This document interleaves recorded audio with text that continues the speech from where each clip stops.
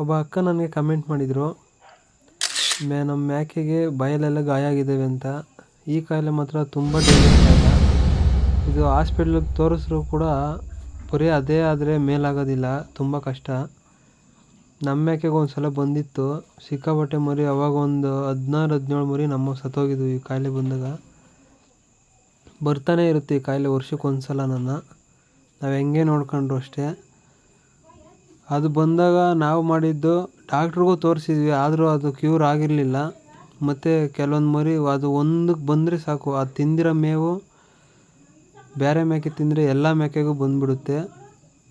ನಾವು ಮಾಡಿದ್ದು ಬಂದ್ಬಿಟ್ಟು ನಿಂಬೆಹಣ್ಣು ಮತ್ತು ಸೌಡಾ ಮತ್ತು ನಾಟಿ ಹಸಿನ ಗಂಜಲ. ಫಸ್ಟು ಗಂಜಲ ಹಾಕ್ಬಿಟ್ಟು ಬಿಸಿನೀರಾಗೆ ಫಸ್ಟ್ ತೊಳೆದ್ಬಿಟ್ಟು ಬಾಯಿನ, ಆಮೇಲೆ ಗಂಜಲ ಹಾಕ್ಬಿಟ್ಟು ಸ್ವಲ್ಪ ಕುಡಿಸ್ಬಿಟ್ಟು ಆಮೇಲೆ ನಿಂಬೆಹಣ್ಣು ಸೋಡಾ ಮಿಕ್ಸ್ ಮಾಡಿಬಿಟ್ಟು ಅಲ್ಲಿ ಗುಳ್ಳೆ ಆಗಿರುತ್ತಲ್ಲ ಅಲ್ಲೆಲ್ಲ ನೀಟಾಗಿ ಸವರ್ಬಿಡ್ಬೇಕು. ಸವರ್ಬಿಟ್ಟು ಮೇಕೆಗಳನ್ನ ಬಿಸಿಲಾಗ ಬಿಟ್ಬಿಡ್ಬೇಕು. ನಮ್ಮ ಮರಿಗಳಿಗೆ ಎಷ್ಟಕ್ಕೆ ಬಂದಿರುತ್ತೋ ಅಷ್ಟು. ಇದು ಹೆಚ್ಚು ಕಮ್ಮಿ ದಿನ ಬಿಟ್ಟು ದಿನ ಮಾಡಿದ್ರು ಸರಿ, ಇಲ್ಲ ಡೈಲಿ ಮಾಡಿದ್ರು ಸರಿ, ಅದು ಕಾಯಿಲೆ ಮೇಲಾಗೇ ಆಗುತ್ತೆ ಇದು ಮಾಡಿದ್ರೆ. ಯಾಕೆ ನಾವು ಮಾಡಿಬಿಟ್ಟು ನೋಡಿದ್ದೀವಿ, ಮೇಲಾಗಿದೆ ನಮಗೂ ಕೂಡ. ಇದೇ ರೀತಿ ವೀಡಿಯೋಗೆ ಫಾಲೋ ಮಾಡೋದನ್ನು ಮಾತ್ರ ಮರಿಬೇಡಿ. ಹಾಗೆ ನಿಮ್ಮ ಫ್ರೆಂಡ್ಸ್ಗೂ ಕೂಡ ಈ ವಿಡಿಯೋನ ಶೇರ್ ಮಾಡಿ.